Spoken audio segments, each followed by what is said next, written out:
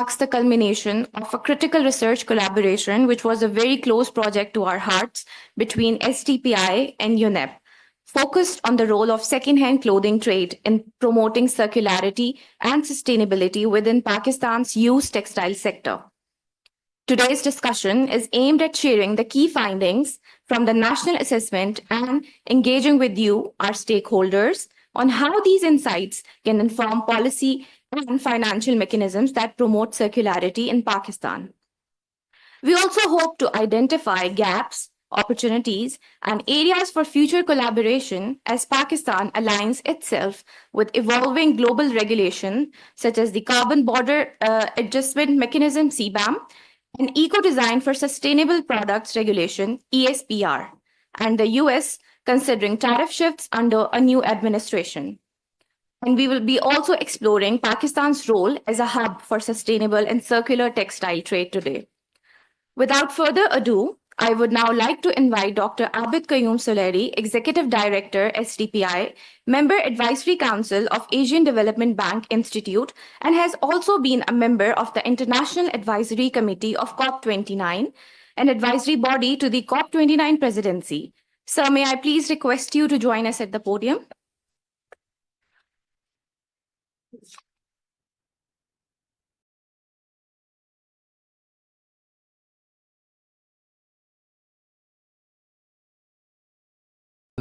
Thank you.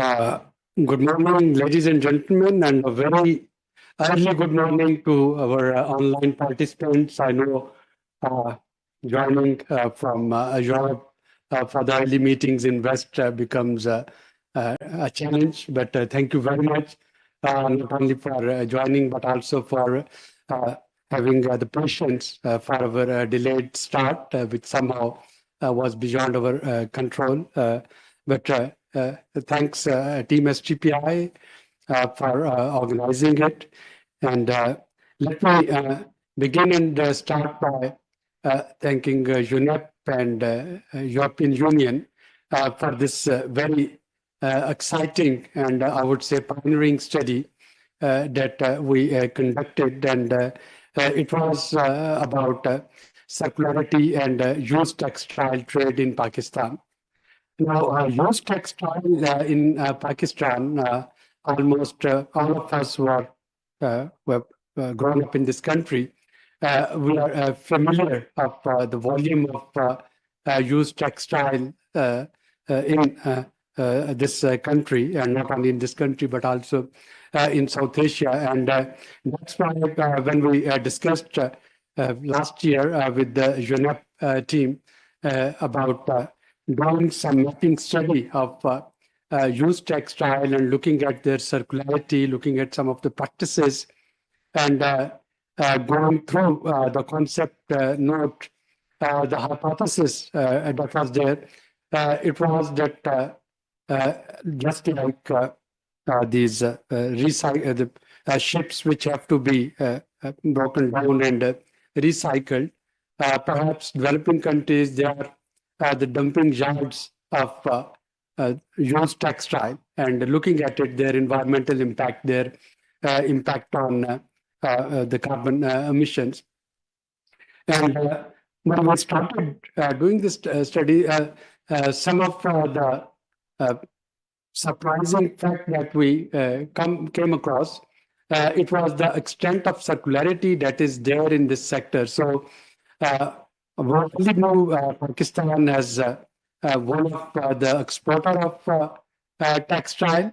Then we found out that we are also one of the largest importers of recycled the used clothes. And not only this, the extent of this circularity in the second-hand clothing in Pakistan, it is almost 99%. So only 1% of it goes to landfills. Almost 99% that gets reutilized somehow or the other. And that was quite a pleasant surprise for me.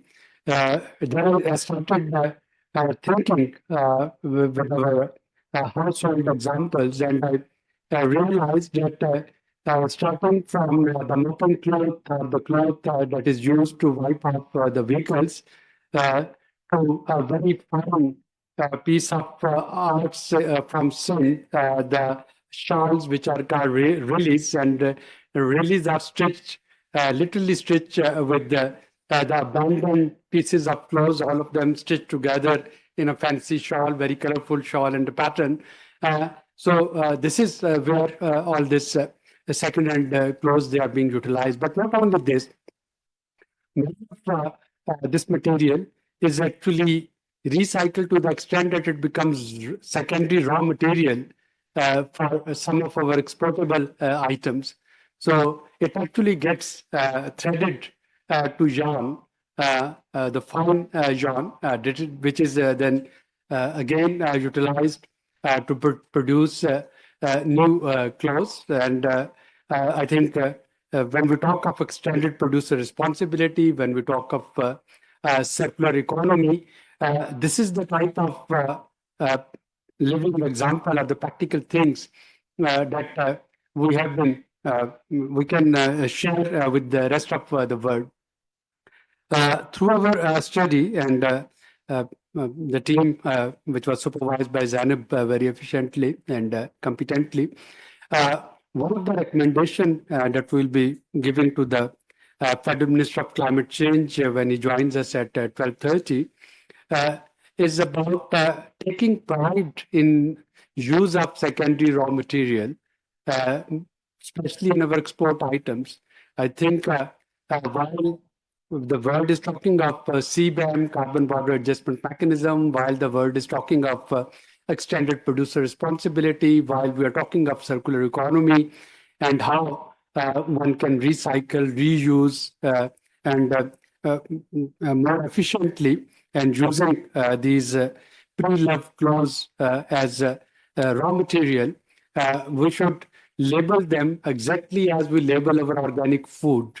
So as we take pride and we charge premium price for organic food, we should also take pride and we should label the exported, the exportable material where secondary raw material is used by labeling it very clearly that it is prepared from recycled material. I think the challenges of global warming and this climate change, the solution is not only very high-tech, very sophisticated solution. Yes, carbon sequestration and carbon capture perhaps will come to our rescue because of this non-compromising position of some of the fossil fuel exporting countries who then, of course, would be spending in technological solution to capture carbon emission. But for countries like Pakistan, I think this is a win-win situation. Again, quoting from our study, 30% of the population, they at one or other stage of the year, they use second-hand clothes in Pakistan. And remember that it's 39% population which is living below poverty line. So imagine in the freezing cold when they are utilizing the jackets and all the warm clothing that comes as second-hand clothes. It is actually their survival line. Meanwhile, there is a discussion in Pakistan that perhaps the import of second-hand clothing that would affect our local manufacturing, that would affect our exports, because Pakistan is predominantly and primarily textile exporting country, and in that country, perhaps this imported clothing shouldn't be allowed.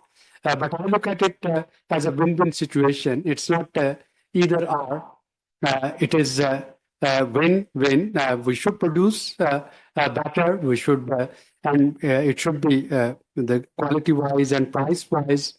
It should actually be in the range where consumers, and especially the 39% those who cannot afford economically, they can afford it, the local manufacturing. But until that day comes, we should also be encouraging the pre-loved clothes, and we should actually be using it and then recycling it so that many of it can get exported.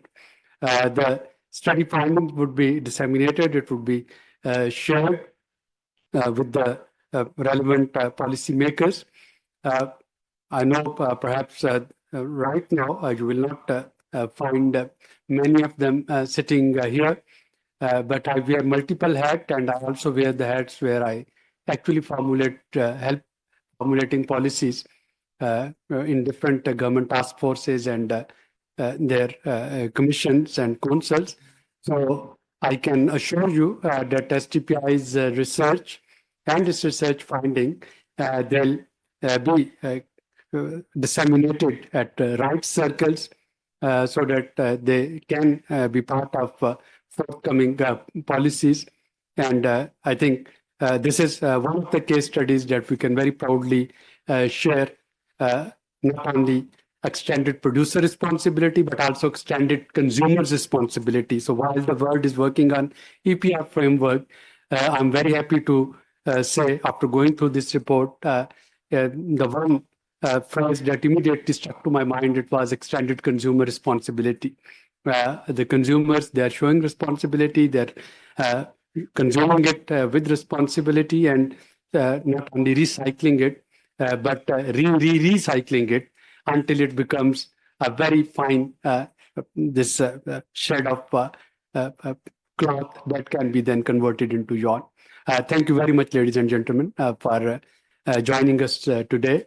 And I look forward to the team for the technical presentation. Unfortunately, I will have to rush at 11:40 to join another meeting. But since I have already gone through the report and I know the presentation, so I know that I will not miss much, but I'll definitely go through the recording of this event once it's concluded. Over to you, Zara.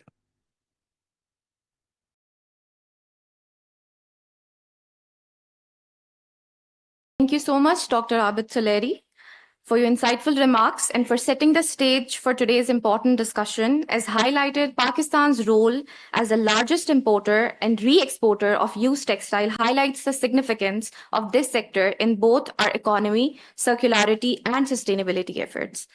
Now, I'm delighted to invite Ms. Shaila Agarwal Khan, Director, Industry and Economy Division, UNEP, who has joined us online for her remarks. Thank you very much. Salam alaikum.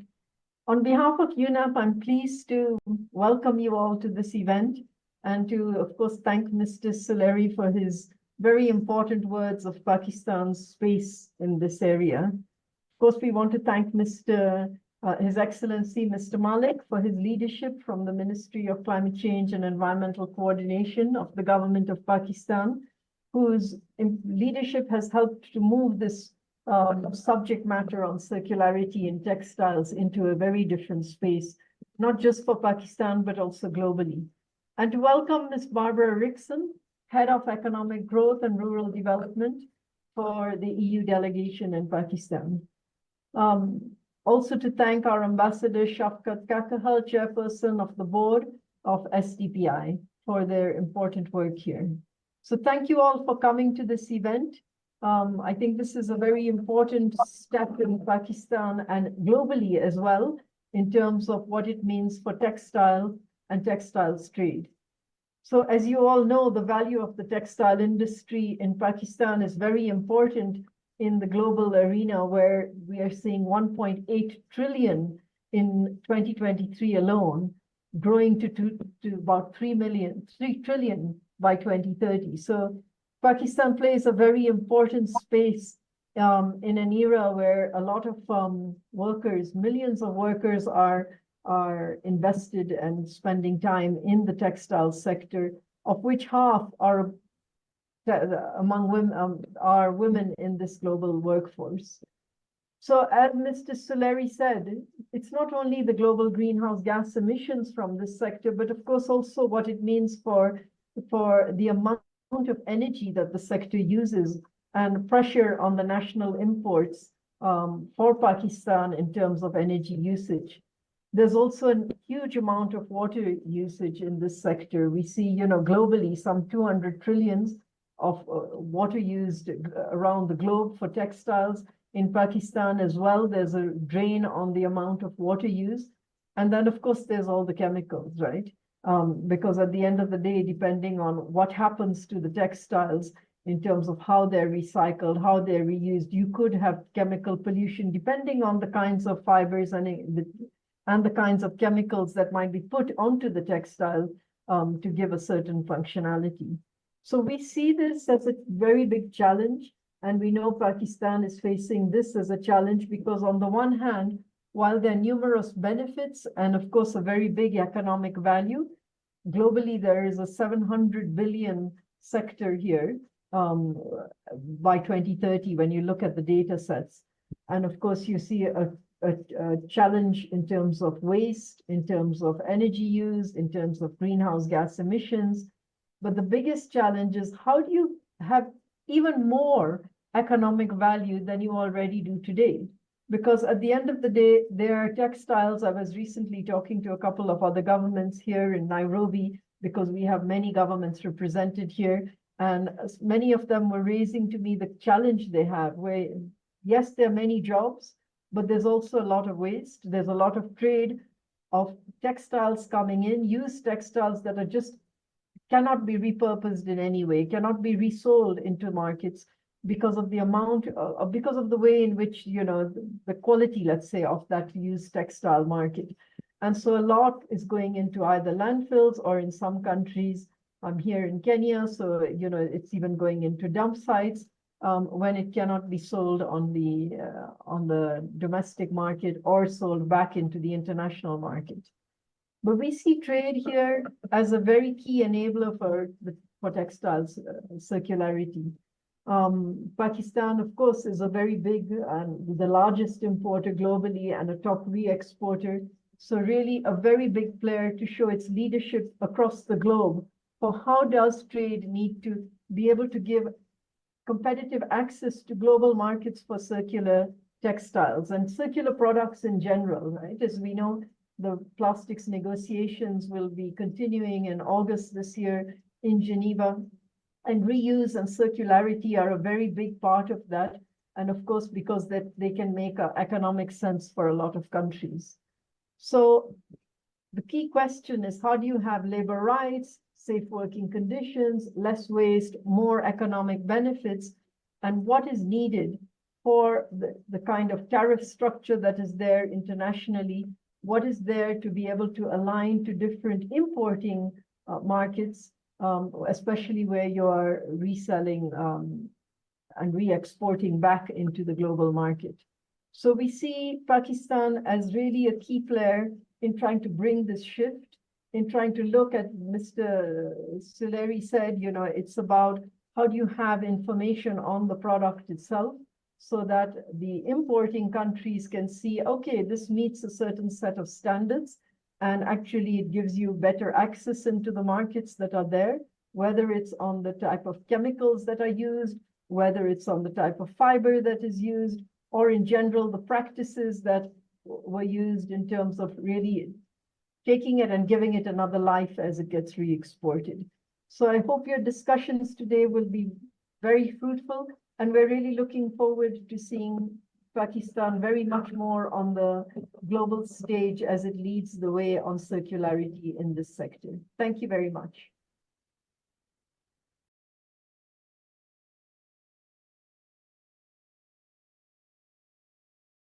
Thank you so much, Ms. Khan, for highlighting Pakistan's positive role in circularity of used textile, as well as highlighting the gaps and opportunities that exist for the country.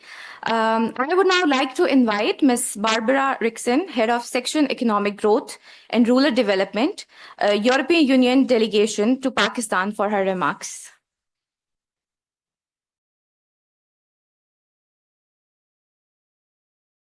Thank you very much, and a warm welcome also on behalf of the European Union to this dissemination event on circularity and used textile trade in Pakistan. Personally, it's a pleasure for me to be here. because it's actually a topic that really interests me, although I do not have a very strong link work-wise with it, even though my section is supporting this project. But also as a consumer, as you see, I like colorful clothes, and it's also interesting as an environmental conscious person to know what is happening to all those clothes after I'm tired of wearing them, or whether their lifetime simply stops. So from that perspective, already I'm very much interested of being here, and thank you very much for the invitation to do the opening remarks. Let me start by thanking UNEP and SDPI for organizing this event and leading on this initiative, and also for the strong collaboration and partnership that we have built over the years. This project reflects shared understanding that what we do with our textiles, especially after they are used, matters greatly for our environment, our economies, and our future. The EU, the European Union, has set ambitious climate goals, as you probably already know. We want to be climate neutral by 2050, and we want to have a 55% cut in emissions by 2030. In order to achieve this ambition, will require a transformation across all sectors, including textiles. Through the EU strategy for sustainable and circular textiles, stupid word, we are changing how textiles are designed, used, and recycled. And we are looking closely at what happens when they are exported. Just to give you a few numbers, and Dr. Solari already gave you also some numbers. In 2030, the EU exported over 1.4 million tons of used textiles. Pakistan was the largest recipient, receiving around 175,000 tons. This makes Pakistan a vital partner in shaping a global system that is circular and responsible. With the new EU shipment waste regulation, used textiles can only be exported if they are managed in an environmental way. This is not to restrict trade, but to ensure it supports real circularity, where resources are valued and waste is minimized. In fact, Pakistan reached an important milestone earlier this year by notifying to the European Commission that it is ready to receive and process certain types of waste, including textile waste, in line with the stipulations from the Waste Directive. And this is where the project chips in. It helps us to understand how used textiles need to be managed in Pakistan, and how we can improve systems to benefit both people and the planet. This work builds on our broader cooperation with Pakistan's textile sector, where the EU is already supporting better environmental compliance, especially for SMEs in the textile sector, but also the export-oriented industries. Today is not just a chance to look back, but is also a chance to look ahead. How can we support smarter policies, better traceability, and greener value chains?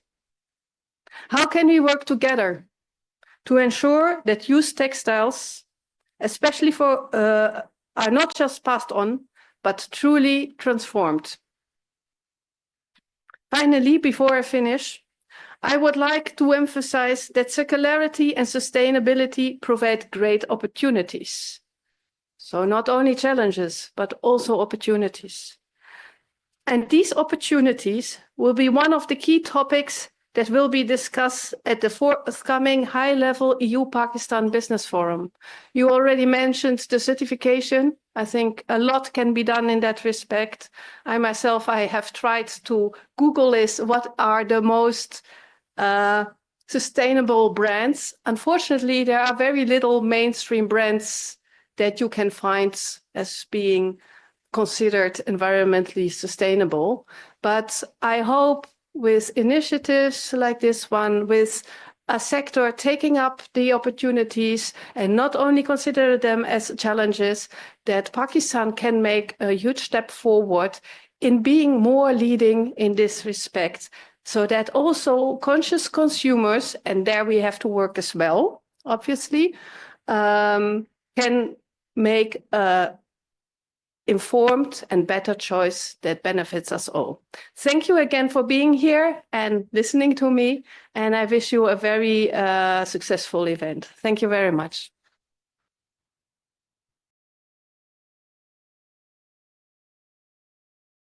Thank you so much, Ms. Barbara, for walking us through the numbers and enlightening the audience about the new EU shipment regulations, as well as enlightening that there is a need for a broader collaboration between all the stakeholders that are involved in this particular sector. I would now like to invite the technical leads from UNEP and STPI to share an overview of the national assessment and their reflections on the policy, which is financial and systematic enablers for making this trade more circular, inclusive, and sustainable. So firstly, Ms. Bettina Heller, Program Officer, UNEP, to introduce the project on circularity and used textile trade. Amna, if we can also take this opportunity to welcome Ambassador Shafkat Kaka Khail, who is the chairperson of Board of Governors of STPI and former Deputy Executive Director of UNEP. Welcome, Kaka Khail Saab. Over to you. Sorry for this disruption. Ms. Bettina, can we please request you to... Thank you. Thank you so much. I think I have some slides that were shared with the IT. Could you bring those up, please?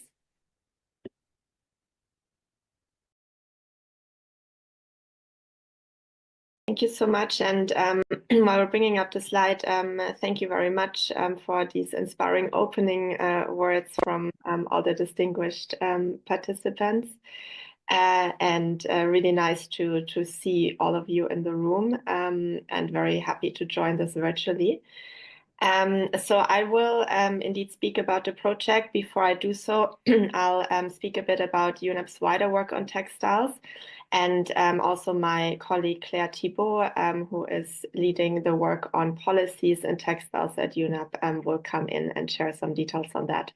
So if we can go to the next, I can actually do this. Thank you.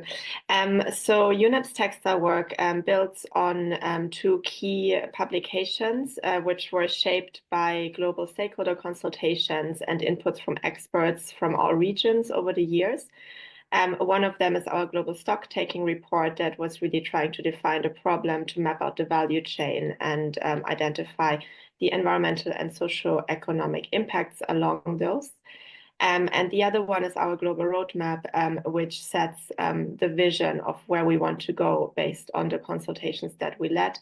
And I just wanted to mention that in this roadmap report, we also have some annexes that are specific to stakeholder groups. So there is one annex for policymakers, for instance. There's one annex for manufacturers and raw material producers, and we have a couple of others, which hopefully can serve as a sort of menu of options when implementing sustainability and circularity in textiles, because of course every country has a different context and needs to adapt. If we can go to the next slide, just 2 seconds also on the vision. When we talk about circularity, it's really about both shifting the whole system through the overall ambition of reducing by design, but then also we have different value retention loops. So I will not go into detail of all of them, but it is things that, for instance, are about refusing and reducing, about repairing, repurposing, etc.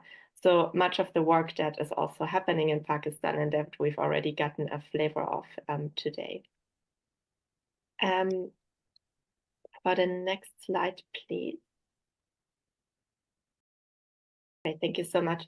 So in terms of the priorities that we have identified, you could cluster them amongst three priorities. So one of them is around shifting consumption patterns and business models. So this is about bringing circular business models to scale to really shift the value from what is currently a very linear system to a more circular system. But this also comes with optimizing product design for more durability and longevity, but also things like taking out hazardous chemicals at the stage of product design so that we can actually safely repair, repurpose, and eventually recycle textiles. It also comes very much with consumer behavior. We just heard from that also. We are also all acting as consumers and have to be informed and shift behavior. And the second priority is around improving practices. So here we mean both practices when it comes to the production. So for instance, production of raw materials, but also the manufacturing stage, but as well practices when it comes to social elements. And that includes a just transition so that we make sure the new circular system does not repeat the same mistakes that we have seen in the linear system. And the final one, very important, is investment into shared infrastructure. So a lot of the changes that we need to see have to be enabled by shared physical technology and systems, such as renewable energy access, such as recycling infrastructure, reverse logistics systems, and others. On the next slide, please. So for to shift towards this vision, what we have found also based on our consultations with stakeholders is that there are 4 gaps. So there's one gap that there are no shared global industry targets. So there are targets on certain areas. There are important standards that are existing in the space, but there is no sort of comprehensive set that provides a vision for all environmental and socioeconomic impacts of the sector. The second one is around data. So data is still scarce for the sector and has to guide effective decision making. This also links to a lack of transparency and traceability. The third one is having a cohesive global policy response to really have a very global response to the very global value chain and the impacts of it. And the last one is more of a focus and knowledge on consumer communication and behavior, as this consumer behavior shift is very important, but has not been so much in the attention so far. So on the next slide, I'll just spend 1 minute to then tell you how that translates into UNEP's textile work, which is happening under our UNEP Textile Initiative. So here we are really trying to bring together actors and to provide leadership to shift the textile sector in a just transition towards more sustainability and circularity. Our focus objectives can be summarized as scaling circular business models, also in relation to circular design, addressing overproduction, overconsumption where this occurs. So what we mean here is the predominant business model that is very much based on volumes of new products based on extraction of virgin materials. So shifting how we create value and how we keep also textiles in use longer. So something that we are discussing very much here today. And very much interlinked to all of this is to phase out hazardous chemicals, which is really a prerequisite for any of the other shifts to happen. In terms of the tools and support that we offer on that, so we are working with industry, both at global level and at country level.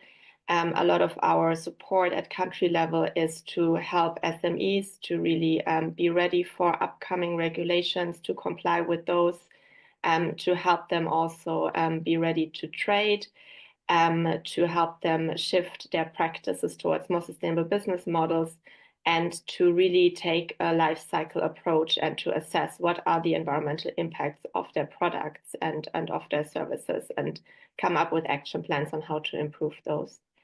At the policy level, you'll hear a bit more about this, But again, we are supporting governments through policy advisory services to help shift towards more sustainability and circularity.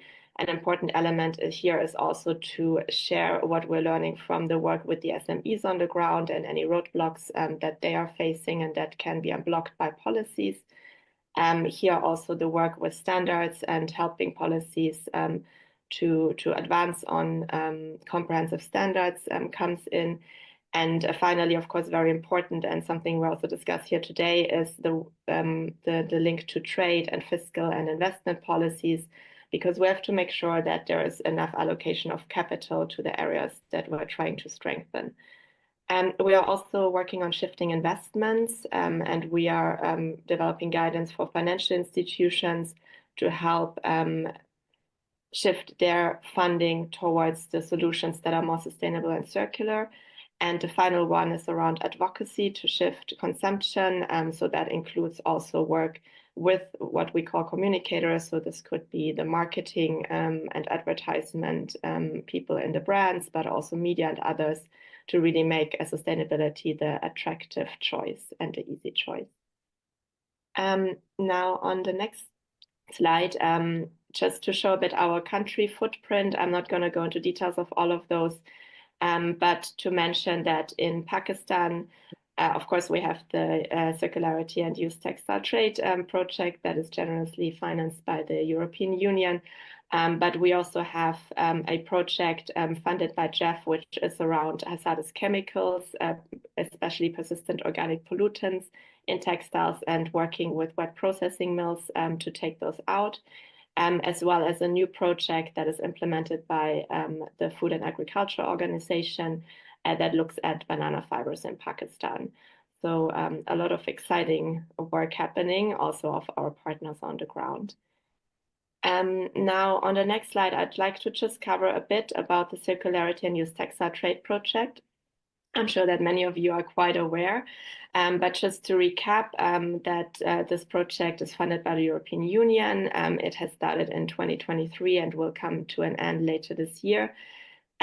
We are working apart from Pakistan, also in Kenya, Tunisia, and Ghana. And those countries were selected against a number of criteria, but are amongst the world's top importers of used textiles. And thus it's very important to get data from them and hear their voices in this conversation. The project goal is in Pakistan to support the government and key stakeholders in the country to advance on the priorities and objectives to deliver on circular economy strategies, as well as to deliver on environmental and sustainable socioeconomic objectives when it comes to the trade of used textiles. We are really engaging, therefore, with multi-stakeholders, as also seen in this workshop today. And one goal is to help also at national level to identify what are the key policy, financing, investment, and regulatory priorities for trade, and starting to support such policy reforms.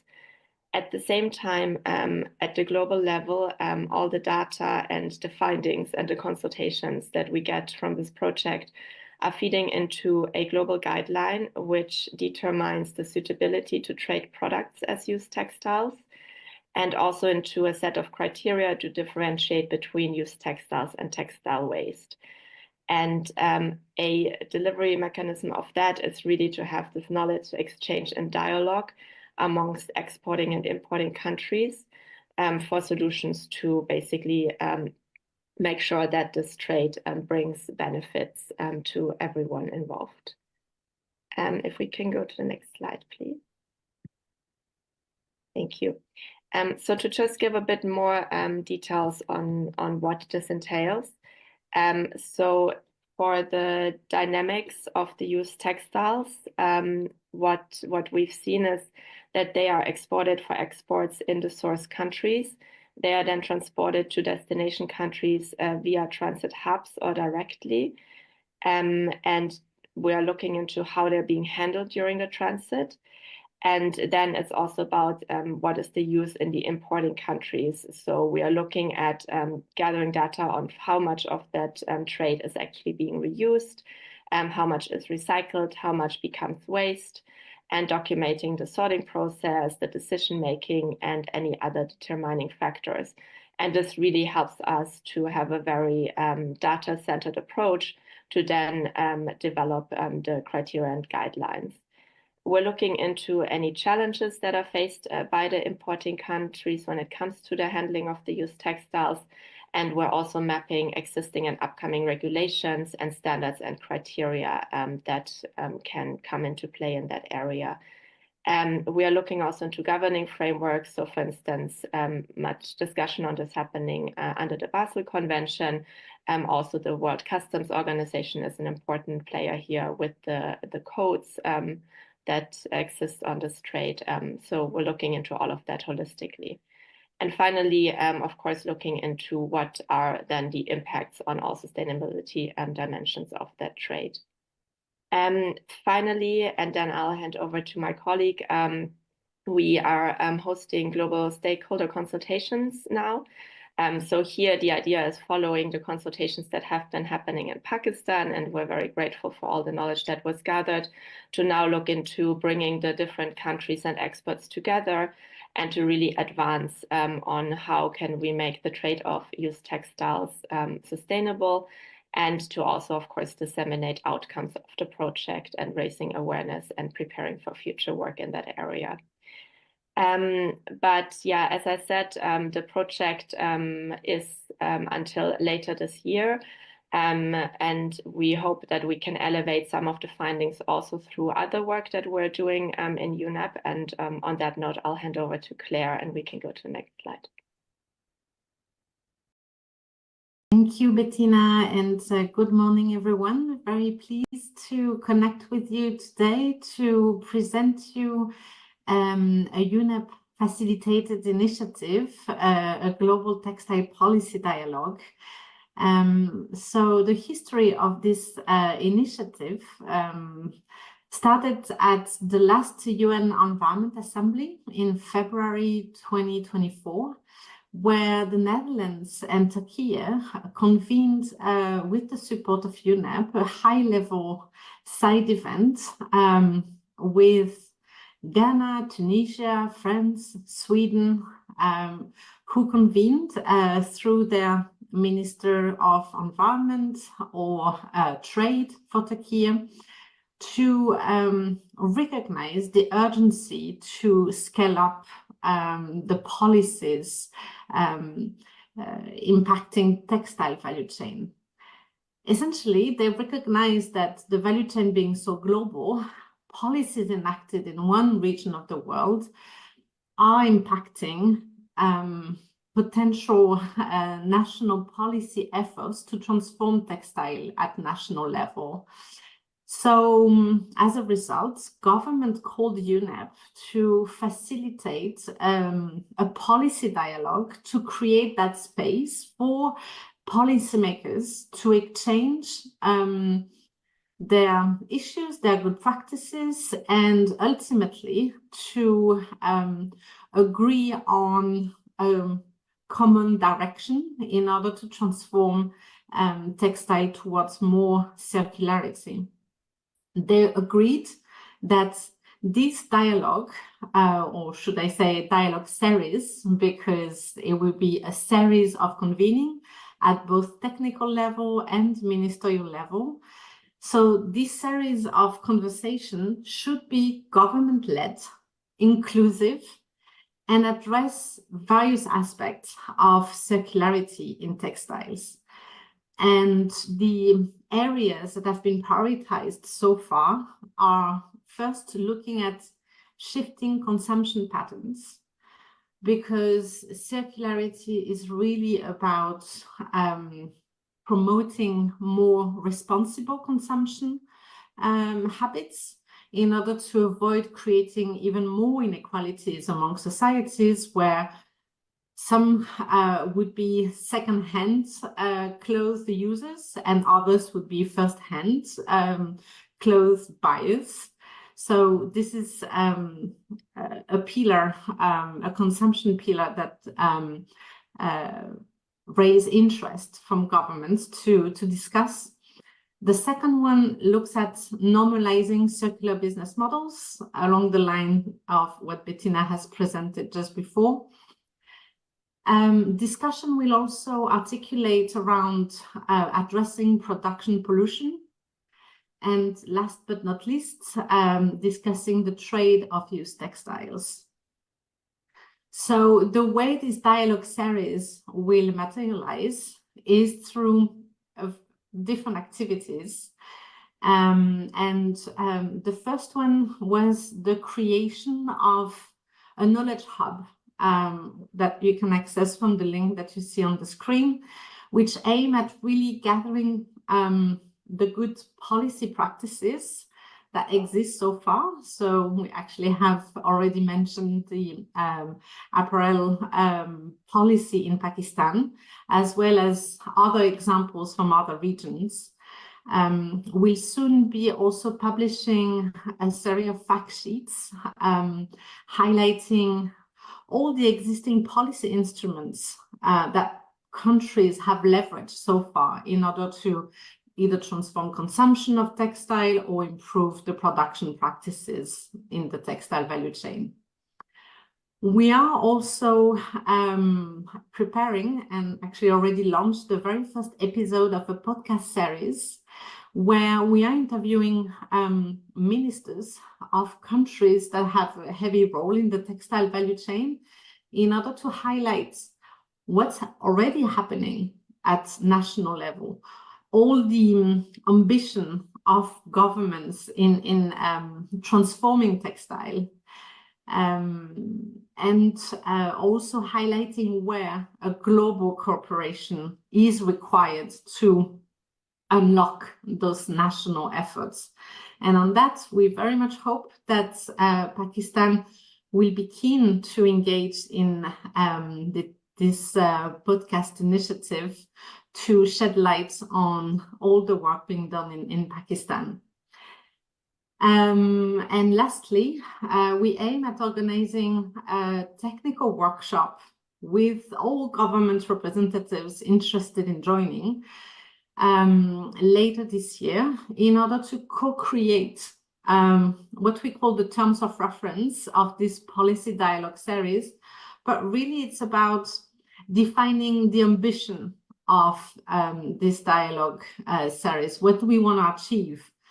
In order to aim at a first convening at a ministerial level before the end of year to discuss potential political commitments in line with the priorities that would have been identified in the terms of reference workshop.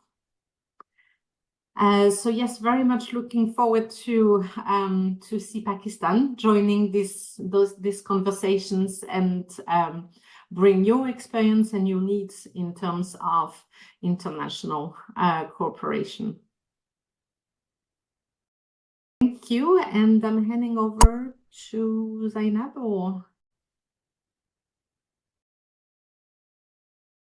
Thank you so much, Ms. Bettina and Ms. Claire. Indeed, it is because of the support of UNEP and STPI that STPI has been able to carry out this important study. And I would also take this opportunity to congratulate the UNEP Textile Initiative team that surely you people are giving us countries like Pakistan an avenue to highlight their practices and circularity globally. To invite Ms. Zainab Naeem, Head of Ecological Sustainability and Circular Economy Unit, who is also the project lead from STPI for this study. Thank you so much, Amna, and thank you, Bettina and Claire, for such an interesting presentation around the initiatives by UNEP. So I once again welcome all of you. Ms. Sobia Becker is here. We have other representatives from industries. We have been joined by some participants online for this event. So I'm really glad, and I'm also honored to have with us today from representatives from different embassies, Embassy of Sweden, Canadian High Commission, and of course, Sir Shafkat Kakakal sir, thank you so much for joining. Your leadership, under your leadership, it is that SDPI is actively involved and engaged with United Nations Environment Program, different initiatives. And of course, this initiative has been supported by the European Union. So thank you, Ms. Barbara, again for gracing this occasion. I'm now going to be sharing the key insights from the study along with So this study heart and some, sweat and soul, you can say. This is one of the studies very close to not just Myanmar, but also my entire career has been engaged. So sharing some insights, before sharing the insights, let me brief you that conducted. And second, for of course, conducting the validation from our stakeholders. So it's many new insights were gathered, many new information, many new facts and figures were collected from the on ground realities. So next, please. So this is just a snapshot of the socio-economic contributions of the used textile sector in Pakistan. Pakistan has earned USD 283.9 million in export revenue from used textiles in 2024 alone, and which is up from 255 USD million in 2023. So the global textile sector contributes to almost 59 to 60% of Pakistan's total exports, with second-hand trade supporting this through value-added re-exporting and recycling. Then this also supports employment and women inclusion. The sector supports thousands of jobs across import, retail, and recycling, largely informal but critical. And women are central to refurbishing, sorting, and reselling urban and semi-urban hubs. For example, Gay Women Empowerment Program, Stick Millennials is there, which is supporting social enterprises. And also during the field work, especially we have informal recycling, we observe the recyclers employ women from the suburban areas and near villages. They're involved in mechanically sorting and recycling the used textiles. Then access to affordable clothing, as Dr. Sully highlighted, that 30% of Pakistan's population depends on second-hand clothing to meet their essential apparel needs, especially in winter. Before 2010, did not have its own local brand or retailers, that we know after 2010. So 2007, we saw this boom in the local textile industry and local brands, but before that's were the ones where usually people were meeting their clothing and apparel needs. And this is a vital source of clothing for the 39% of the population living below the poverty line in Pakistan, especially after COVID began. This industry has seen a rise.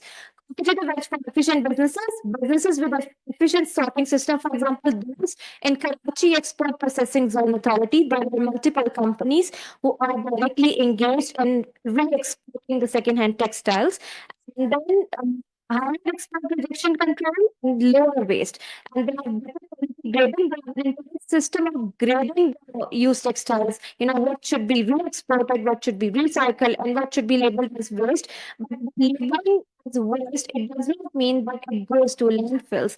That is also divided. We'll discuss the valuation. That is also given to flea market retailers, and that is also given to consumers and to other sectors who reuse it for different purposes. Next, please.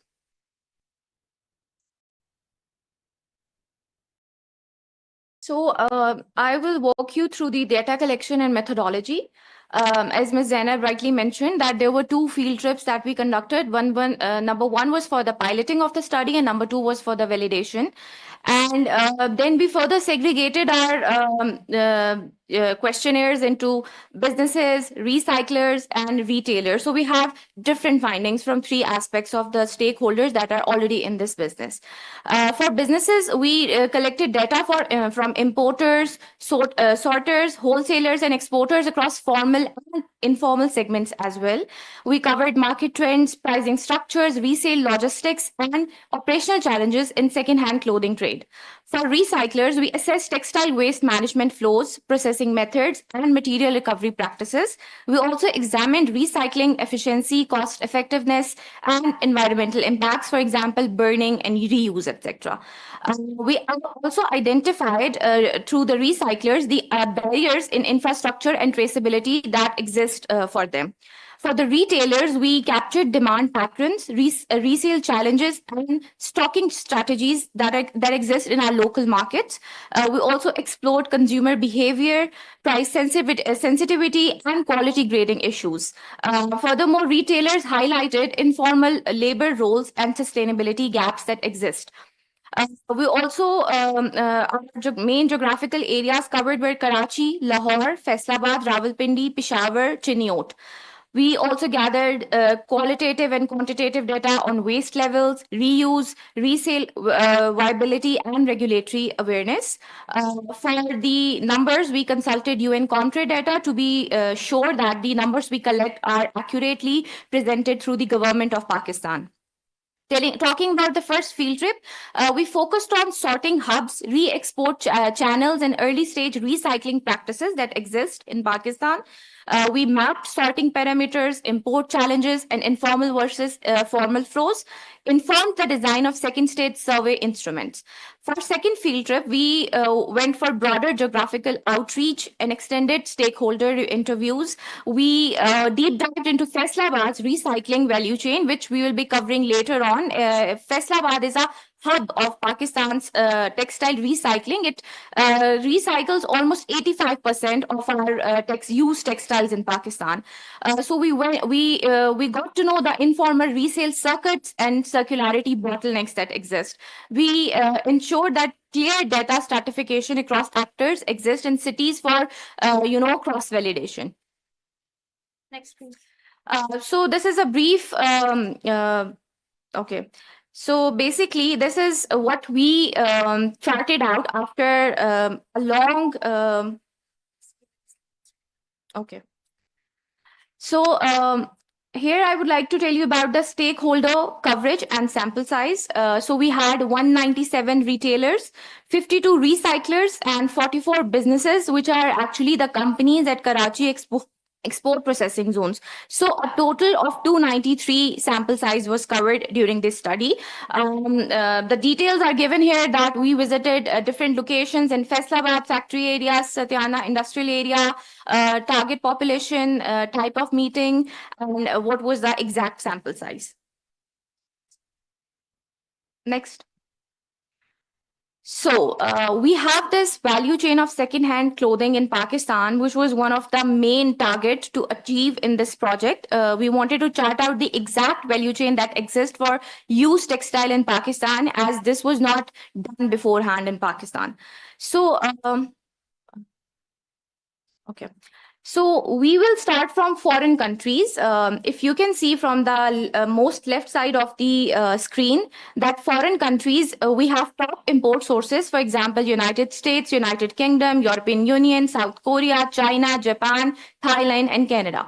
And when these countries export their used textiles to Pakistan, they arrive at Port Qasim and Karachi Port, that is in Karachi, Pakistan. From there are independent importers and Karachi export processing zones. They both take up those imports that arrive at the port. From independent importers, the stock is handed over to wholesalers. They buy it from them, and same goes for the Karachi export processing zone. There comes another player in this value chain at this point, the recyclers. Karachi export processing zone sells those items to the recyclers, and then the wholesalers as well sell those items to recyclers. And finally, wholesalers also sell these to retailers that are mainly the retailers are mainly those shopkeepers in our flea markets, or commonly known as Landa bazaars in Pakistan. From them, the consumers, which is the common layman, they buy those items, and from the consumers as well, it is further passed on to waste scavengers that exist in the value chain. I would like to go through briefly through the Karachi export processing zone that they import, they categorize. This is an important step in the value chain. They categorize according to grading. There is a grading system that exists, which was previously discussed by Ms. Zainab as well, that the grading system is excellent. For example, we have grade A, grade B, grade C, grade D, E as well, which are not mentioned here because grade A is the top quality cloth that is imported, and most of the time it is re-exported back to the EU or any other country that we have in the exported list. Grade B and C are the subsequent grading standards. And then after grading, they are sorted accordingly. When they are sorted, they are re-exported. So we have a rule here, which we will be explaining you in detail later on, that in Karachi export processing zone, we have a rule that 80% of whatever they receive has to be re-exported, while only 20% has to enter the local market. This is primarily to protect our local industry, textile industry. When we are talking about the re-exporting, we need to mention what are the top destination countries which Pakistan re-export these clothes to. So we have Kenya here, Ghana here, and then Tanzania here as well. Moving on to recyclers, the recyclers have a purchasing and sorting sort of hub, and where they cut the item they buy. They also do the chemical decoloring. There's also mechanical shredding. They also press the item. They also blow room the item, and then there's carding and there's rolling as well. So this is the step that is happening in the recycling hub. From there on, we move to retailers. So retailers have their own sorting mechanism as well. For example, the key players in the flea markets of Pakistan, they do their own sorting as well further. And then they also send for repairing and refurbishing. And after that, that is the content is sold to consumers. And we have another step after that, that those items are also donated to local charity as well. So far we are seeing that everything that is being imported inside Pakistan is being channeled to one stream or another, and nothing is going to waste at the moment. We see that from recyclers, you can see that there's an arrow that almost 95% of recycled fiber and yarn is produced this way. So 95% is a huge chunk, which goes to the manufacturers. And the manufacturers again go back to the consumers, and then the cycle starts again, that consumers consume it, and then waste scavengers take even the tiniest bit of waste that is available. So nothing is being wasted at this stage as well. From waste scavengers, we see that we have bus stations in Pakistan, and therefore we have mechanics as well. Those little tiniest bits of old clothes are used in the mechanic shops at the bus stations for cleaning the buses, for carrying out any mechanical work, for car repairing or any other sort of repairing. We have another category which is very important, that we use the old bits and pieces of clothes in kilns and boilers as well. So that is used as an energy source. We burn them and they fuel our boilers.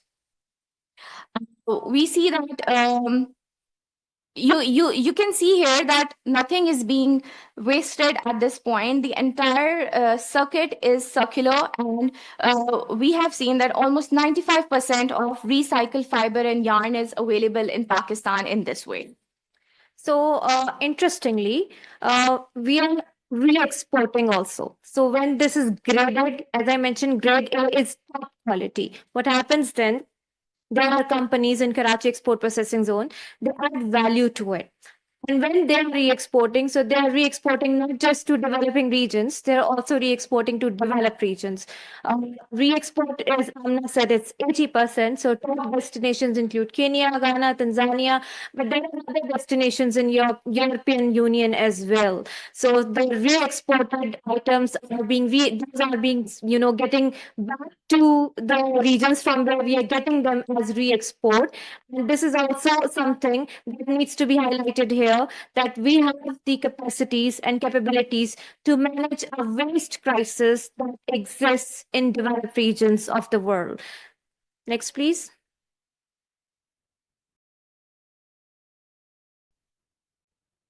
So we have a 2024 waste flow snapshot here.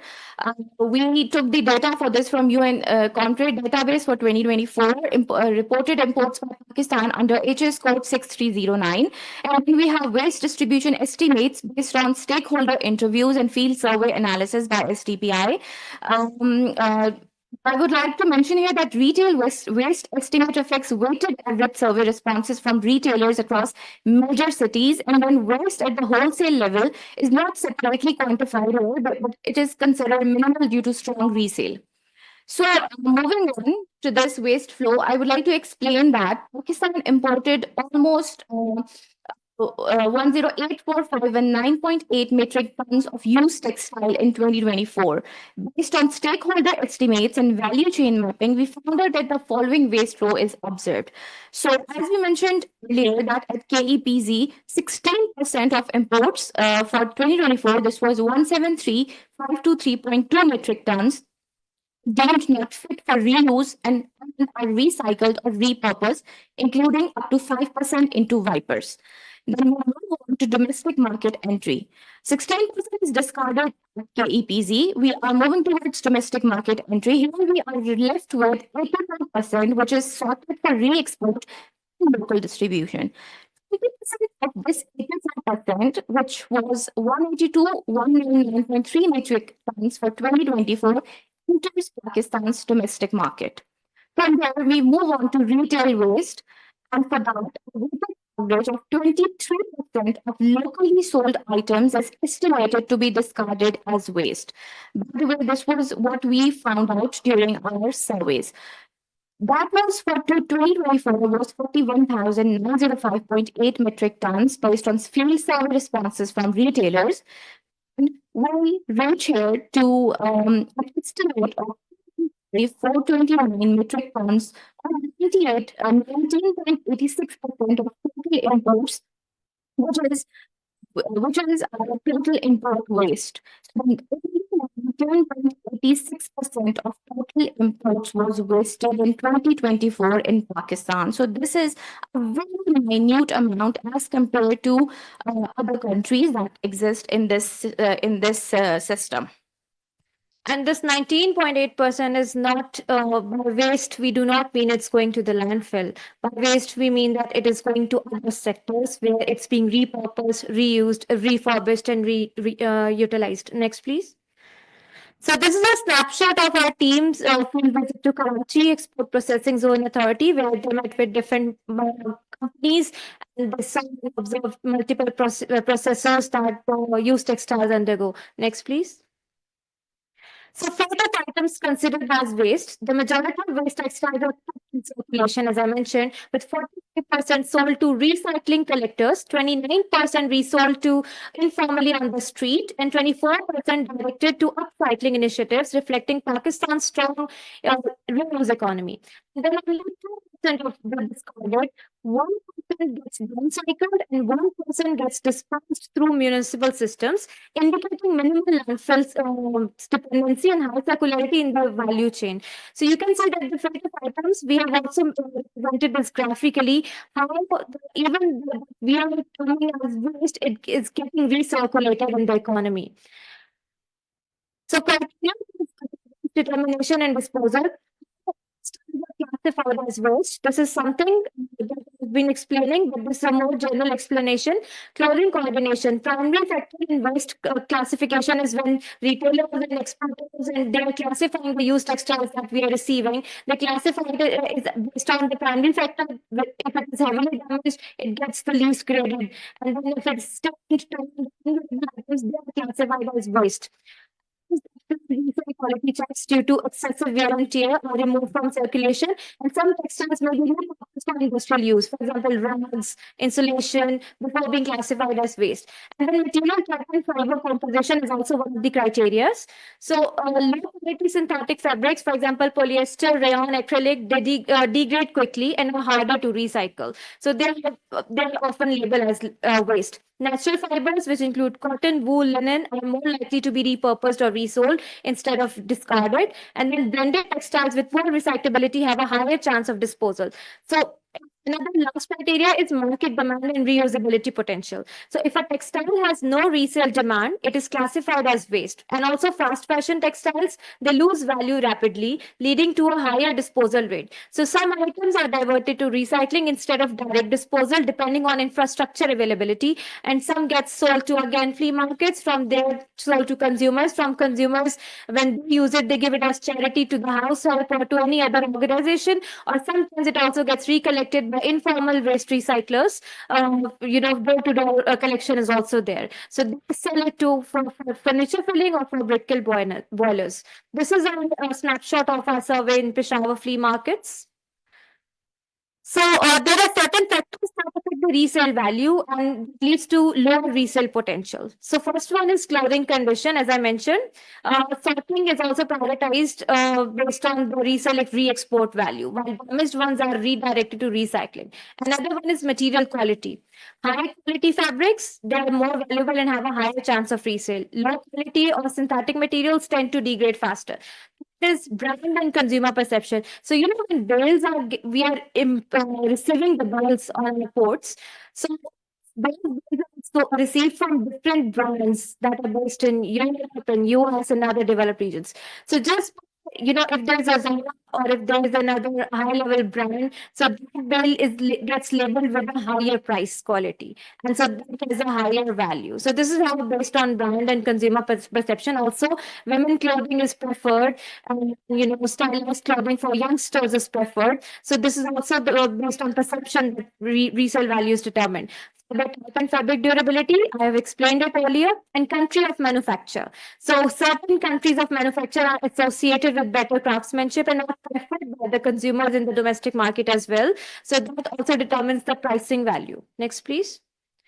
So operational guidelines to minimize waste and improve sorting. Labeling needs to be improved. Now in Pakistan, criteria when we receive it on our ports, how the price is determined is simply by looking at the bill.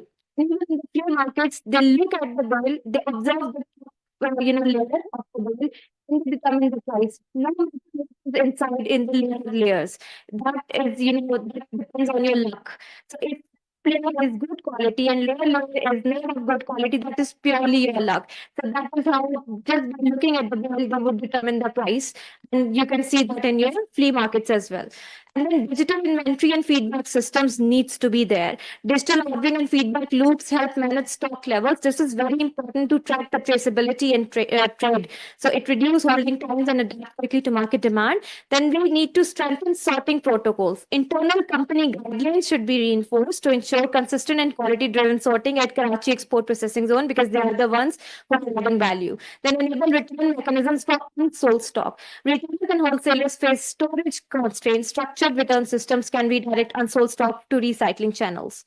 This is from recycling facilities in Faisal and Chinnot, from where our field, our team went to observe the data. Capacity gaps and priorities, businesses, retailers, and recyclers. So, business importers, exporters at Karachi Export Processing Zone, sorting capacity varies widely. Large operators handle hundreds of bills weekly, but lack automated sorting. So, it's mechanical. It's all done by hand. There is no sophisticated technology there for sorting. Infrastructure is functional, but informal, with reliance on manual grading. Priority, better classification systems, clear HS codes are needed. Clear HS codes are not there for modern sorting and infrastructure. For recyclers, now, interestingly, our annual handling capacity, majority process 1,010 to 2,009 tons, only a few exceed 3,000 tons per year. This is for the recyclers. This is their recycling capacity. And then challenges, high electricity and machinery cost, even for mechanical recycling. We have an energy inflation here in Pakistan, so this is even the informal recycling infrastructure. Limited market demand for recycled products. Within Pakistan, recycled products, there's not much demand in the domestic market. Even if the demand is there, it's probably in the metropolitan areas within your elite class, or not within your lower income or middle income class. So this needs to be prioritized. As Dr. Sulleri said, that pre-loved items should be, encouraged. Affordable energy investment and tech market incentives for recycled materials should be there. we want to green our value chains, incentivization has to be prioritized. Retailers, they operate at small scale but handle under 10 tons per year sourcing, mostly grade C and D bales. Key gaps, no return system for unsold goods, lack of financial buffers, very low repurposing, and credit schemes should be introduced, support for repurposing. And as Dr. Sullivan said, extended producer responsibility, extended consumer responsibility should be to ensure more circularity. Key policy priorities are just summarized. Regulation and enforcement. This is something that is being consistently said, not just for circularity, but even in other sectors as well. That enforcement of important inspections leads to textile waste being misclassified as reusable items. And stakeholders request stricter sorting verification and reform in HS code classification. Then we have to introduce financial and operational incentives. Then we have to informal sector participation. SME incentives should be there because SME, this is a totally SME-led sector when we talk about recycling. Investing in modern recycling infrastructure, this is need of the time. We need to develop a national policy on second-hand clothing trade, but we must be very cautious. We must not put this sector in the burden because this is a 99% circular. So this needs to be supported, not penalized in context of whether we come up with any policy. This is not under the radar. They have been engaging in these successful practices, but if it comes under the radar, then it should be supported. Revise HS codes and customs practices. Streamlining the re-export processes is important so that there is limited leakage in the domestic market. Implementing EPR systems, providing targeted financial support, microloans, tax breaks, public-private incentives to retailers and recyclers. And institutionalization of informal workers, especially in the recycling sector, is very important. Future pathways. Now, we conclude, yes, waste management principles, policies have to be there, rules have to be there. We don't have a waste management act in place as of now, but coming. CBAM, carbon border adjustment mechanism, local textile industry will be taxes will be imposed. Of course, if they do not report the guidelines that needed from the European Union, you have ESPR regulations also. But this is a position to maintain because we are managing textile waste crisis that is existing in developed regions. So this should be encouraged. This should be incentivized in international trade system as well.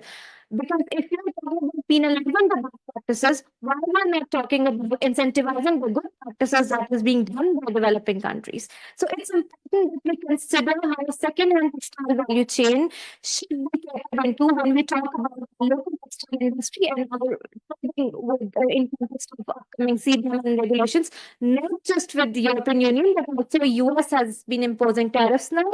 So we need to see and align our priorities in context of second-hand textiles trade as well. Greening supply chain initiatives. By greening supply chain initiatives, regulatory infrastructure does not allow it. It's not going to work. No matter what we do to penalize or to impose taxation even locally, if we do not incentivize the value chains, we might lose these good practices. So this is all from. This is a snapshot of the solvent entities. Thank you so much. Now the floor is open for open discussion. Any comments for any questions, please feel free to introduce yourself first and also to share your comments and remarks. Thank you.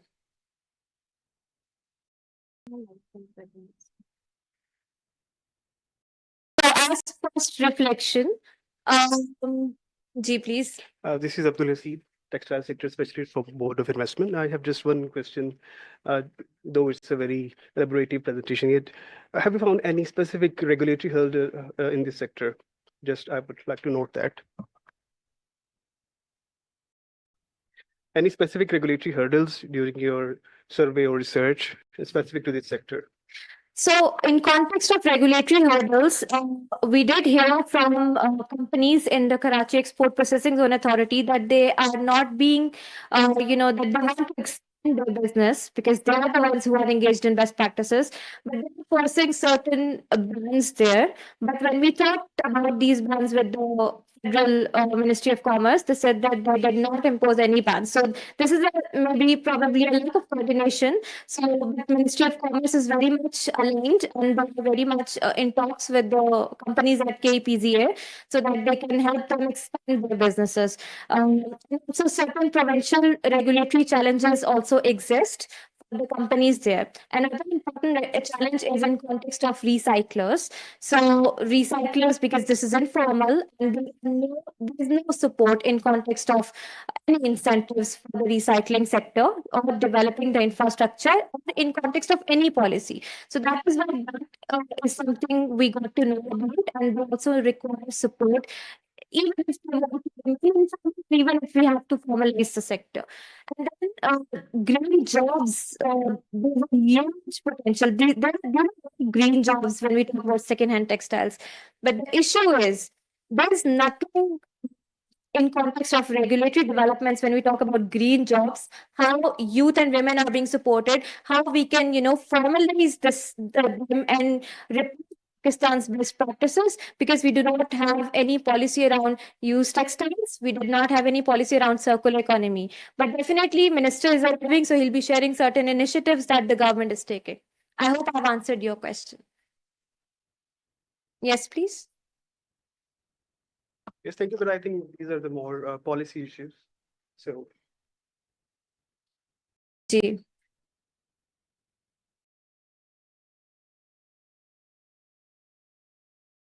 Any more reflections and comments?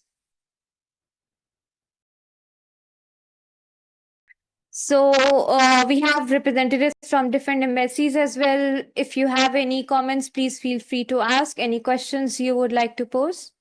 Online also, in case we have any comments.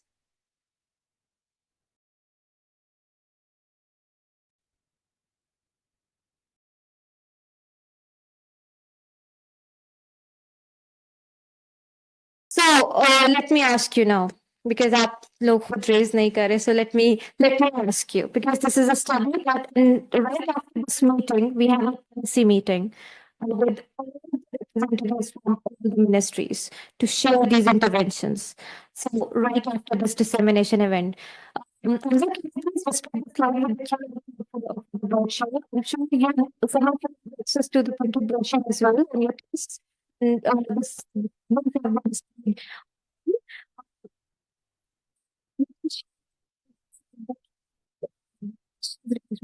participants who I can take it. So this is use textiles interventions in context of upcoming regulations like CBAM as well. So reflections on that. It's to be incentivized not just locally, but even through international regulatory organizations as well, going to be imposing tariffs. In the local textile sector, only because we are able to meet their climate goals. But this is goals. Any part of the world, is delivering, being the largest importer. So, we have some questions from the online participants. Mr. Rakesh Wazirani. So, grading skills or standards could be shared with exporting countries to establish better local sorting in those countries. Definitely, Mr. Wazirani, these findings and this will be disseminated publicly and shared through United Nations Environment Program. This is a multi-country project. So this will be shared so that it gets adopted by those countries as well. For the STPI team, based on your observation, recycling facilities. In context of people, these sectors, they're so well integrated that they know who to get connected with. But because they are not like different sectors who do the marketing and the value chains are known, but this is a sector that has not been under the radar long. But they know that who to get connected with when they need to do the sorting, when they need to do the grading. They're very well connected. And with recycling and present and sustainability disclosure and minimum recycled content being proposed for textile ESPR. Were there any indications that reusable garments being routed for recycling due to higher pricing? I think as of now, no, this is not there. And in context of ESPR, I think second-hand textile sector, we still need to learn more about CBAM and in ESPR if this is something that's going to be penalized. And we have Ms. Sylvia Becker as well. So, Ms. Sylvia Becker, if you would like to shed light on the upcoming CBAM and how do you see these initiatives from second-hand textile sector from Pakistan as one of the best case studies? Thank you very much, Assalamu alaikum, and good afternoon, everyone. Thank you so much for having me. Zainab, you have been brilliant as always, and congratulations to you and your team for this very important report that you've published. I have some comments in addition to the question that you posed to me as well. And then I also have some suggestions for where the next or where this journey should take Pakistan. And so some of the questions that I have for you would be that when the used garments, when the waste is shipped out to Africa, for me, and I'm sorry, this is just, challenging you, but not specifically, it's not a criticism or so. What we're actually doing is we're shifting the problem. Because Africa, the countries, Kenya, Ghana, and I'm sorry, I forget the third one that you mentioned. They don't have the capacity to deal with the problem that is being created. So they're drowning in textile waste and other waste that is coming from other parts of the world. So landfills is a massive problem. The second challenge would be to understand when textile waste is used as a feedstock in boilers. Are we creating more particulate matter that is then creating more of an air pollution problem for us?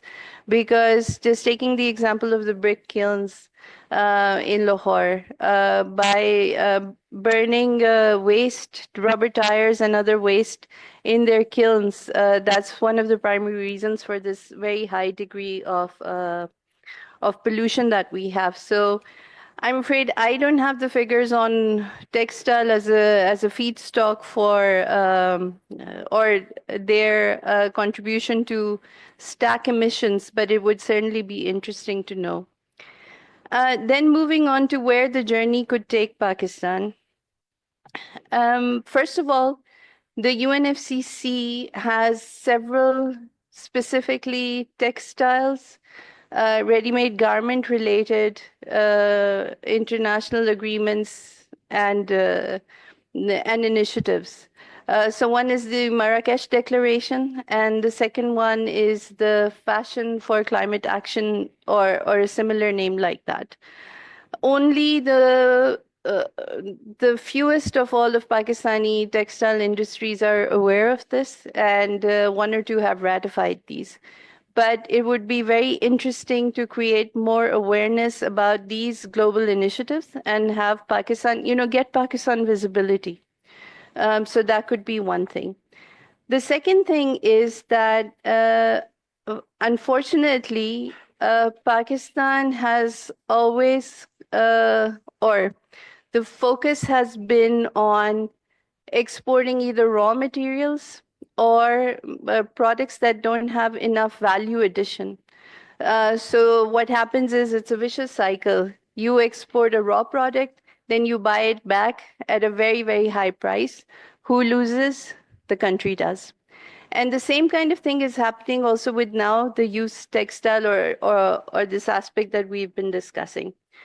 A key, very essential element of circularity in textile is obviously all of the issues that you highlighted, and reselling, etc. These are very good aspects to have. But a key element is, especially if you look at synthetic fabrics, and in your grading, these fabrics have been rated lower. But the polymer content of these synthetic fabrics, these are actually hydrocarbons that you're throwing away. And if you take the synthetic element of these fabrics and you recycle them and you reconstruct these polymers, you actually can produce a very high grade fuel that can be used in for industrial purposes. And this is a critical aspect. So when you export your waste, other countries are benefiting from that because they are then either recycling this polymer thread in new fabric production, or the one that can't be recycled for fabrics, they're using it as a fuel. And then the question arises, why can we not do this? When you're having a policy discussion, then I would urge you to pick this topic up because it's incredibly important. So I know you also do a lot of work on just plastics and waste management as such, but this is also an issue with the PET bottles that end up, I don't know where, but all of this is essentially throwing away hydrocarbons that can very easily be brought back. So we need to have a focus on circularity there as well.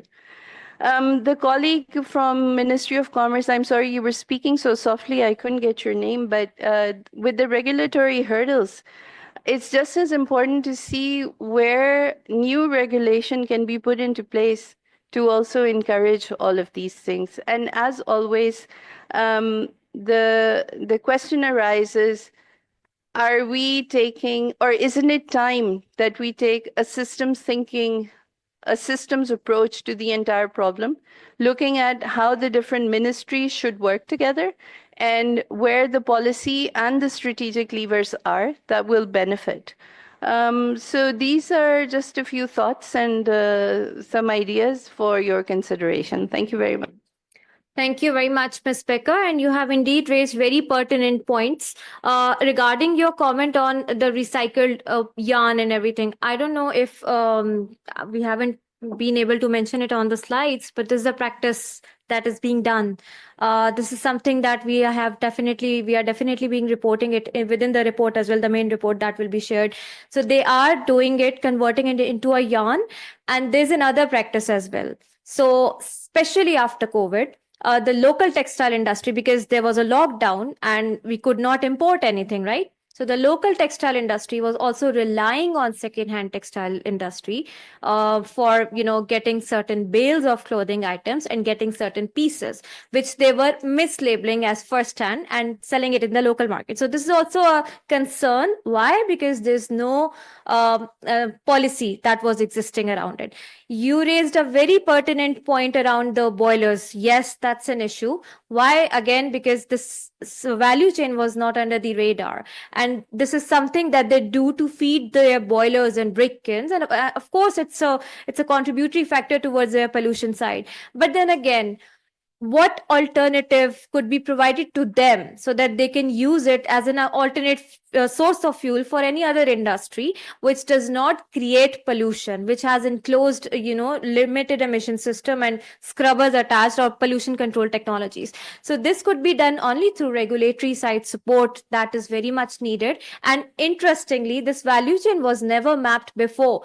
Nobody knew where secondhand textiles were ending up eventually. So that's why this is a first step that we have taken. And yes, in context of the UNFCCC and so many other regulations that are there, so many other initiatives that are there, many people, the secondhand textile sector, many relevant stakeholders, they are not aware of it. Why? There's no awareness within that sector.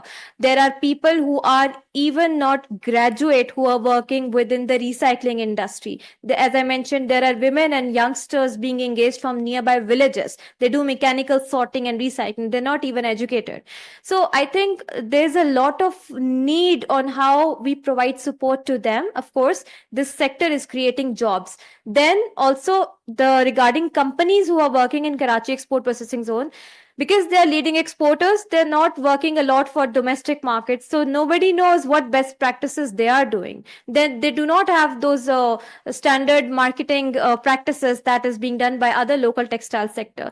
But of course, we are encouraging them to come up with their, awareness raising platforms to provide awareness around what best practices they are doing.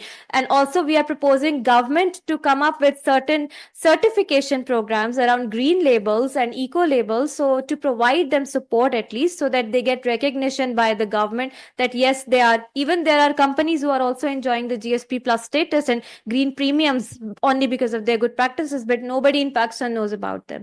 So through our study, these are the kind of questions we wanted our participants to raise.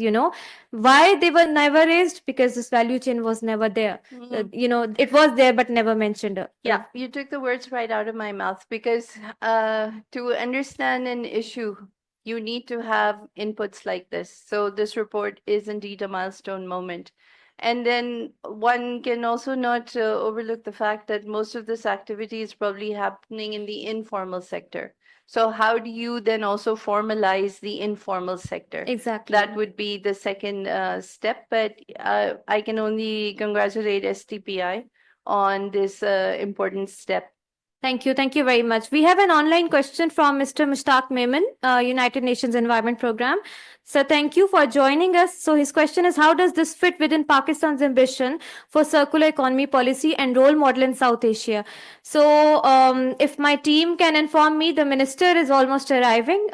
He's definitely going to be sharing about the circular economy initiative, the policy initiative. So through support from United Nations Environment Program, IGS, SDPI being a technical partner, the Ministry of Climate Change is in a process of finalizing the National Circular Economy Policy, and second-hand textile sector will be presented as one of the best case studies from Pakistan, the practices being done by this sector. And textiles is a key component of that policy. So definitely this is going to be reflecting on how Pakistan is achieving circularity in one of its sectors. Then his another point is any assessment on the new jobs and green jobs created. Sir, regarding green jobs, and I know Ms. Becker from GIZ has recently conducted a stakeholder consultation on green skill assessment.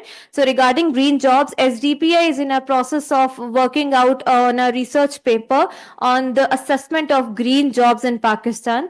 So definitely within next few months, we'll be out with that particular research that can support the policymakers around the green jobs that are very much there. And also to let the colleague know that Pakistan has been nominated as a champion country for green skills. That's a very good news for all of us. Thank you, Ms. Becker, for highlighting it. So we have another question from online participant, Ms. Sana Jamal. Okay, that's for UNEP. Claire, if you are able to read the questions and if you can answer. Given the role of private sector and startups in driving innovations such as recycling textiles, I feel their perspectives could be invaluable in shaping more actionable and sustainable policies. Perhaps UNEP could include them in future dialogues on recycled textiles. Well, Sana, we already have private sector representatives here sitting in the hall as well. Some have joined us online and some are part of the second policy meeting, which is a closed consultation with high-level policymakers. So we do not leave anyone behind and we make sure that they are part of it, of every consultation that we do. In case if Claire would like to comment on that, please feel free to share a comment.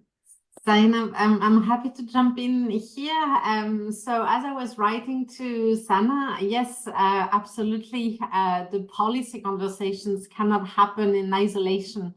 So the private sector will certainly be engaged at some point in the dialogue series.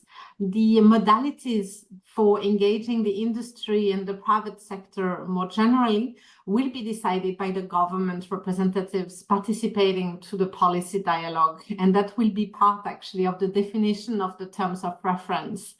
Because it's about balancing having a safe space for policymakers to discuss what needs to happen and how to make it happen, and also a dialogue and conversations that are informed by the reality of what's happening in the value chain. Thank you, Zainab. Thank you so much, Claire. Assalamualaikum. Sorry. Assalamualaikum. I'm Asma. I have a question. Ji, please. Can you please enlighten us about the role of technology and innovation producing eco-friendly textile and smart fashion up till now? Role of technology and innovation in producing eco-friendly textile and smart fashion. Thank you for your question. So, of course, technology has a key role when we talk about circular economy innovation. But if talking about particularly in Pakistan's used textile sector, technology has not been there, very much part of the sector. It has not been there. It's usually the mechanical practices done by hand. It's usually the practices that are being, based on tradition, culture by local or small businesses or small industries. They are the ones who are reusing it. For example, you might have had a chance, if you had a chance to see how rali is produced, if you had a chance to see how farshi lehenga is produced, right? So women are the ones who are stitching different pieces of used clothing together and producing it. So it's technology has been missing, but if technology gets introduced, the recycling gets revamped and it gets more quicker, it gets more advanced, and Pakistan can of course attain a position or in a global markets as a leader in championing circularity, especially within used textiles. But there are really good practices in the local textile sector as well. We have really good names. As I mentioned, Artistic is one of them. We have Interloop. We have many other good textile industries who are doing recycling, by using technology. But that is at a limited scale based on limited financial resources that those organizations and industries have at the point. Okay, if you talk about international level, so is there any innovation or technology use there or there? If you talk about international market, is there any usage over there? Yes, definitely. Internationally, there is the high tech is used by developed regions. As if there are multiple examples from European Union, there are now there as CBAM is one of the regulations. The under ESPR and the Eco Design directives, they have eco labeling as well. If anyone from UNEP would like to highlight it, please feel free to share. But they are the ones who are, of course, using high tech and sophisticated technology in context of recycling. Eco labels are there. Their consumers are very much aware that they need to reduce their textile waste only through their good policies and practices. And some of those good policies and practices can definitely be adopted by Pakistan as well. But of course, we have our own challenges and that require local solutions. We have startups and SMEs who have solutions, who are providing solutions at a local scale. But again, for scalability of their solutions, they require financing and funding. So that is a challenge at this point, but definitely over the next few years, if these things gets regulated under a policy, they will definitely be getting supported. Thank you. Thank you. So may I please ask the team from Minister's office if they can let us know when the minister will be arriving?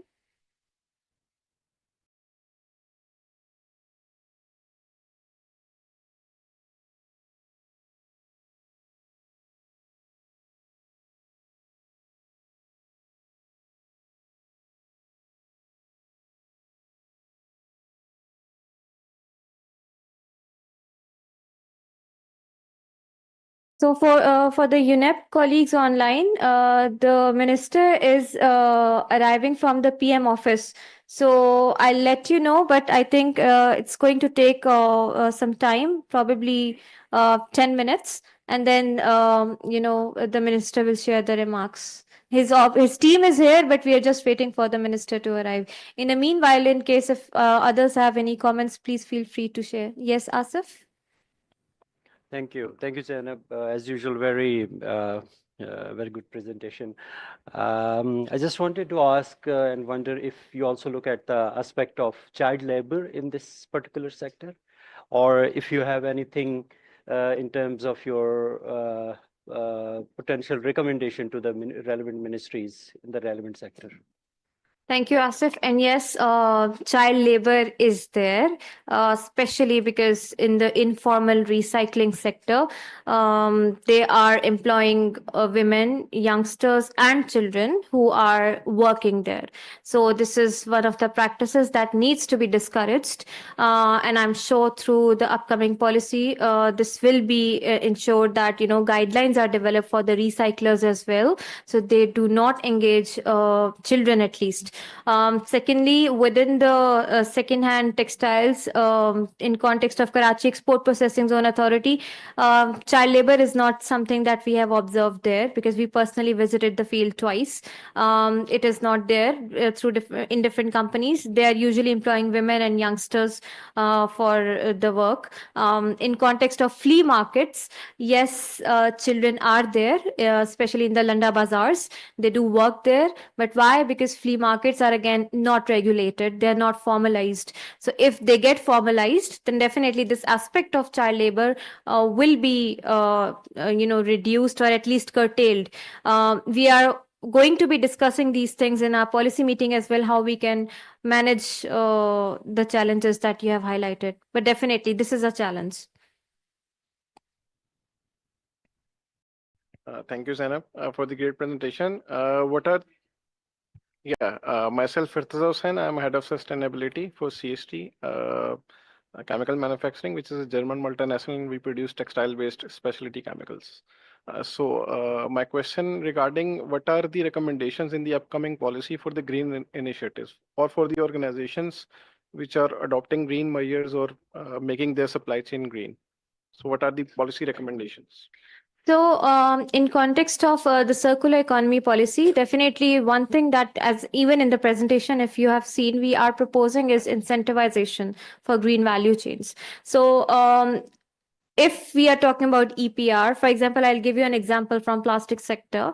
So, what should be done is voluntary targets should be set up by the companies. And for example, if by 2030 a company says that they are going to be achieving a 30% recycling rate, I'm giving this as an example. So the government should be providing them with incentives or tax breaks, something like that, to encourage them. And this is something that we are also proposing in the National Circular Economy Policy Framework as well. And this should be there not just for plastics, but also for textiles.